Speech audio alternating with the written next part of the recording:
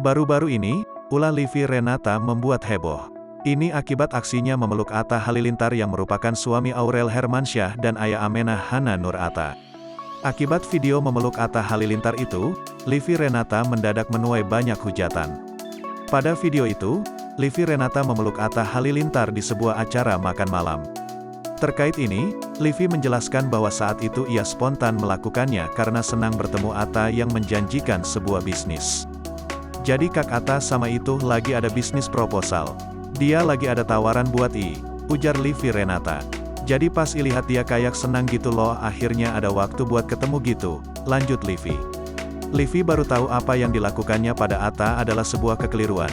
Ia tak tahu jika pria muslim seperti Atta menjaga sentuhannya dari wanita lain. Dipeluk Livi Renata, Atta Halilintar pun tampak kaget dan bingung. Pasalnya sebelum Livi Renata memeluknya, Atta Halilintar sudah mengatupkan kedua tangannya sebagai isyarat bahwa ia tak mau dipeluk.